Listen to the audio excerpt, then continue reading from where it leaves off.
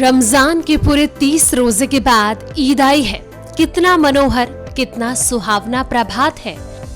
वृक्षों पर कुछ अजीब हरियाली है, खेतों में कुछ अजीब रौनक है, आसमान पर कुछ अजीब लालिमा है। आज का सूर्य देखो कितना प्यारा, कितना शीतल है, मानो संसार को ईद की बधाई दे रहा है। गांव में कितनी हलचल है, ईदगाह जाने की तैयारियां हो रही हैं। किसी के कुर्ते में बटन नहीं है, पड़ोस के घर से सुई तागा लाने को दौड़ा जा रहा है। किसी के जूते कड़े हो गए हैं, उनमें तेल डालने के लिए तेली के घर भागा जाता है।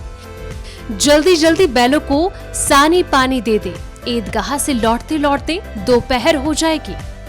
3 कोस का पैदल रास्ता, फिर सैकड़ों आदमियों से मिलना, भेंट करना, दोपहर के पहले लौटना असंभव है। लड़के सबसे ज्यादा प्रसन्न हैं। किसी ने एक रोजा रखा है, वह भी दोपहर तक। किसी ने वह भी नहीं, लेकिन ईदगाह जाने की खुशी उनके हिस्से की चीज है। रोजे बड़े बूढ़ों के लिए होंगे, इनके लिए तो ईद है। रोज ईद का नाम रटते थे, आज वह आ गई। अब जल्दी पड़ी है कि लोग ईदगाह क्यों नहीं चलते। इन्हें गृहस्थी की चिंताओं से क्या प्रयोजन। सेवैयों के लिए दूध और शक्कर घर में है या नहीं, इनकी बला से ये तो सेवैयां खाएंगे। वह क्या जाने कि अब्बा जान क्यों बदहवास चौधरी कायम अली के घर दौड़े जा रहे हैं। उन्हें क्या खबर कि चौधरी आज आंखें बदल ले तो यह सारी ईद मुहर्रम हो जाए। उनकी अपनी जेबों में तो कुबेर का धन भरा हुआ है। बार बार जेब से अपना खजाना निकाल कर गिनते हैं और खुश होकर फिर रख लेते हैं। महमूद गिनता है 1 2 10 12, उसके पास 12 पैसे हैं। मोहसिन के पास 1 2 3 8 9 15 पैसे हैं। इन्हीं अनगिनत पैसों में अनगिनत चीजें लाएंगे, खिलौने, मिठाइयां, बिगुल, गेंद और जाने क्या क्या। और सबसे ज्यादा प्रसन्न है हामिद। वह 4-5 साल का गरीब सूरत दुबला पतला लड़का, जिसका बाप गत वर्ष हैजे की भेंट हो गया और मां न जाने क्यों पीली होती होती एक दिन मर गई। किसी को पता न चला क्या बीमारी है, कहती भी तो कौन सुनने वाला था। दिल पर जो बीतती थी वह दिल ही दिल में सहती, और जब ना सहा गया तो संसार से विदा हो गई। अब हामिन अपनी बूढ़ी दादी अमीना की गोद में सोता है और उतना ही प्रसन्न है। उसके अब्बा जान रुपए कमाने गए हैं, बहुत सी थैलियां लेकर आएंगे। अम्मी जान अल्लाह मियाँ के घर से उनके लिए बड़ी अच्छी अच्छी चीजें लाने गई हैं, इसलिए हामिन प्रसन्न है। आशा तो बड़ी चीज है, और फिर बच्चे की आशा। उनकी कल्पना तो राय का पर्वत बना लेती है। हामिद के पाँव में जूते नहीं है, सिर पर एक पुरानी धुरानी टोपी जिसका गोटा काला पड़ गया। फिर भी वह प्रसन्न है। जब उसके अब्बा जान थैलियां और अम्मी जान नियामतें लेकर आएंगी तो वह दिल के अरमान निकालेगा। तब देखना महमूद, मोहसिन, नूरे और सम्मी कहां से उतने पैसे निकालेंगे। अभागिनी अमीना अपनी कोठरी में बैठी ही रो रही है। आज ईद का दिन है और उसके घर में दाना नहीं है। आज आबिद होता तो क्या इसी तरह ईद आती और चली जाती। इस अंधकार और निराशा में वह डूबी जा रही है। किसने बुलाया था इस नगोड़ी ईद को। इस घर में उसका काम नहीं, लेकिन हामिद उसे किसी के मरने जीने से क्या मतलब। उसके अंदर प्रकाश है, बाहर आशा। विपत्ति अपना सारा दलबल लेकर आए, हामिद की आनंद भरी चितवन उसका विध्वंस कर देगी। हामिद भीतर जाकर दादी से कहता है, तुम डरना नहीं अम्मा, मैं सबसे पहले जाऊंगा, बिल्कुल न डरना। गांव से मेला चला और बच्चों के साथ हामिद भी जा रहा था। कभी सबके सब दौड़कर अपने निकल जाते, फिर किसी पेड़ के नीचे खड़े होकर साथ वालों का इंतजार करते। ये लोग क्यों इतना धीरे चल रहे हैं। हामिद के पैरों में तो जैसे पर लग गए हैं। वह कभी थक सकता है। शहर का दामन आ गया। सड़क के दोनों ओर अमीरों के बगीचे हैं। पक्की 4 दीवारी बनी हुई है। पेड़ों में आम और लीचियां लगी हुई हैं। कभी कभी कोई लड़का कंकड़ उठाकर आम पर निशाना लगाता है। माली अंदर से गाली देता हुआ निकलता है। लड़के वहां से एक फलांग पर हैं, खूब हंस रहे हैं। माली को कैसे उल्लू बनाया है। अब बस्ती घनी होने लगी थी। ईदगाह जाने वालों की टोलियां नजर आने लगी। एक से एक भटकीले वस्त्र पहने हुए, कोई इक्के तांगे पर सवार, कोई मोटर पर, सभी इत्र में बसे, सभी के दिलों में उमंग। ग्रामीण का वह छोटा सा दल अपनी विपन्नता से बेखबर संतोष और धैर्य में मगन चला जा रहा था। बच्चों के लिए नगर की सभी चीजें अनोखी थी। जिस चीज की ओर ताकते ही रह जाते और पीछे से बार बार हॉर्न की आवाज होने पर भी ना चेतते। हामिद तो मोटर के नीचे जाते जाते बचा। सहसा ईदगाह नजर आया। ऊपर इमली के घने वृक्षों की छाया है, नीचे पक्का फर्श है जिस पर जाजीम बिछा हुआ है और रोजदारों की पंक्तियां एक के पीछे एक न जाने कहां तक चली गई। पक्की जगत के नीचे तक, जहां जाजीम भी नहीं है। नए आने वाले आकार के पीछे की कतार में खड़े हो जाते हैं। आगे जगह नहीं है। यहाँ कोई धन और पद नहीं देखता। इस्लाम की निगाह में सब बरकरार है। इन ग्रामीणों ने भी वजू किया है और पिछली पंक्ति में खड़े हो गए। कितना सुंदर संचालन है, कितनी सुंदर व्यवस्था। लाखों सिर एक साथ सजदे में झुक जाते हैं, फिर सब के सब एक साथ खड़े हो जाते हैं, एक साथ झुकते हैं और एक साथ घुटने के बल बैठ जाते हैं। कई बार यही क्रिया होती है जैसे बिजली की लाखों बत्तियां एक साथ प्रदीप्त हो और एक साथ बुझ जाए और यही क्रम चलता रहे। कितना अपूर्व दृश्य था जिसकी सामूहिक क्रियाएं विस्तार और अनंतता हृदय को श्रद्धा, गर्व और आत्मानंद से भर देती थी। मानव भ्रातृत्व का एक सूत्र इन समस्त आत्माओं को एक लड़ी में पिरोए हुए है। नमाज खत्म हो गई, लोग आपस में गले मिल रहे हैं। तब मिठाई और खिलौने की दुकान पर धावा होता है। ग्रामीणों का वह दल इस विषय में बालकों से कम उत्साही नहीं है। यह देखो हिंडोला है, एक पैसा देकर जाओ। कभी आसमान पर जाते हुए मालूम होंगे, कभी जमीन पर गिरते हुए। चरखी है, लड़की के हाथी, घोड़े, ऊंट छड़ों से लटके हुए हैं। एक पैसा देकर बैठ जाओ और 25 चक्करों का मजा लो। महमूद और मोहसिन, नूरे और सम्मी इन घोड़ों और ऊंटों पर बैठे हैं।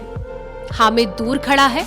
3 ही पैसे तो उसके पास है। अपने कोष का 1/3 जरा सा चक्कर खाने के लिए वह नहीं दे सकता। अब खिलौने लेंगे। अधर दुकानों की कतार लगी हुई है। तरह तरह के खिलौने हैं। सिपाही और गुजरिया, राज और वकी, भिश्ती और धोबीन और साधु, वाह कत्ते सुंदर खिलौने हैं। अब बोला ही चाहते हैं। महमूद सिपाही लेता है, मोहसिन को भिश्ती पसंद आया, नूरे को वकील से प्रेम है। यह सब 2-2 पैसे के खिलौने हैं। हामिद के पास कुछ 3 पैसे हैं। इतने महंगे खिलौने वह कैसे ले? खिलौना कहीं हाथ से छूट पड़े तो चूर चूर हो जाए। खिलौने के बाद मिठाइयां आती हैं। किसी ने रेवड़ियां ली हैं, किसी ने गुलाब जामुन, किसी ने सोहन हलवा मजे से खा रहे हैं। हामिद बिरादरी से पृथक है। अभागे के पास 3 पैसे हैं, क्या नहीं कुछ लेकर खाता। ललचाई आंखों से सबकी ओर देखता है। मिठाइयों के बाद कुछ दुकानें लोहे की चीजों की ओर हैं, कुछ गिलट और कुछ नकली गहनों की। लड़के के लिए यहाँ कोई आकर्षण ना था। वह सब आगे बढ़ जाते हैं। हामिद लोहे की दुकान पर रुक जाता है। कई चिमटे रखे हुए थे। उसे ख्याल आया दादी के पास चिमटा नहीं है। तवे से रोटियां उतारती है तो हाथ जल जाता है। अगर वह चिमटा ले जाकर दादी को दे दे तो वह कितनी प्रसन्न होगी। फिर उनकी उंगलियां कभी न जलेंगी। घर में एक काम की चीज हो जाएगी। खिलौने से क्या फायदा, व्यर्थ में पैसे खराब होते हैं। उसने दुकानदार से पूछा, यह चिमटा कितने का है? दुकानदार ने उसकी ओर देखा और कोई आदमी का साथ न देखकर कहा, यह तुम्हारे काम का नहीं है जी। बिकाऊ है कि नहीं? बिकाऊ क्यों नहीं है और यहाँ क्यों लाद लाए हैं? तो बताते क्यों नहीं कि पैसे का क्या है? 6 पैसे लगेंगे। हामिद का दिल बैठ गया। ठीक ठीक बताओ। ठीक ठाक 5 पैसे लगेंगे। लेना हो तो लो, नहीं तो चलते बनो। हामिद ने कलेजा मजबूत करके कहा कि 3 पैसे लोगे। यह कहता हुआ वह आगे बढ़ गया कि दुकानदार की घुड़कियां न सुने। लेकिन दुकानदार ने घुड़कियां नहीं दी, बुलाकर चिमटा दे दिया। हामिद ने उसे इस तरह कंधे पर रखा मानो बंदूक है और शान से अकड़ता हुआ संगियों के पास आया। मोहसिन ने हंसकर कहा कि यह चिमटा क्यों लाया पगले, इसे क्या करेगा? हामिद ने चिमटे को जमीन पर पटक कर कहा, जरा अपना भिश्ती जमीन पर गिरा दो, सारी पसलियां चूर चूर हो जाए। महमूद बोला, तो यह चिमटा कोई खिलौना है? हामिद, खिलौना क्यों नहीं है, अभी कंधे पर रखा बंदूक हो गई, हाथ में ले लिया फकीरों का चिमटा हो गया। चाहूं तो इसे मजदूरी का काम ले सकता हूँ, एक चिमटा जमा दूं तो तुम लोगों के सारे खिलौने की जान निकल जाए। तुम्हारे खिलौने कितना ही जोर लगाएं, मेरे चिमटे का बाल भी बांका नहीं कर सकते। मेरा बहादुर शेर है चिमटा। शम्मी ने खजरी ली थी, प्रभावित होकर बोला, मेरी खजरी से बदलोगे? दुआने की है। हामिद ने खजरी की और उपेक्षा से देखा, मेरा चिमटा चाहे तो तुम्हारी खजरी का पेट फाड़ डाले, बस एक चमड़े की झिल्ली लगा दी। टप-टप बोलने लगी। चिमटे ने सभी को मोहित कर लिया। हामिद है बड़ा चालाक, इसलिए बदमाश ने अपने पैसे बचा के रखे थे। अब बालकों के दो दल हो गए, मोहसिन, महमूद, खम्मी और नूरे एक तरफ, हामिद अकेला दूसरी तरफ। साशर्त हो रहा है।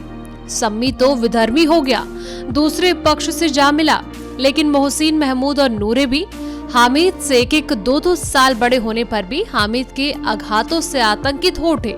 एक और मिट्टी है, दूसरी और लोहा। जो इस वक्त अपने को फौलाद कह रहा है वह अजय है, घातक है। अगर कोई शेर आ जाए, मियाँ भिश्ती के छक्के छूट जाएं। जो मियाँ सिपाही मिट्टी की बंदूक छोड़कर भागे, वकील साहब की नानी मर जाए, चोगे में मुंह छिपाकर जमीन पर लेट जाएं। मगर यह चिमटा, यह बहादुर, यह रुस्तमे हिंद लपक कर शेर की गर्दन पर सवार हो जाएगा और उसकी आंखें निकालेगा। मोहसिन ने एड़ी चोटी का जोर लगाकर कहा कि अच्छा, पानी तो नहीं भर सकता।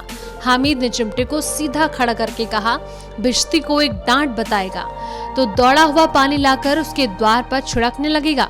मोहसिन परास्त हो गया, पर महमूद ने कुमुक पहुंचाई, अगर बच्चा पकड़ जाए तो अदालम में बंधे बंधे फिरेंगे, तब तो वकील साहब के पैरों पर पड़ेंगे।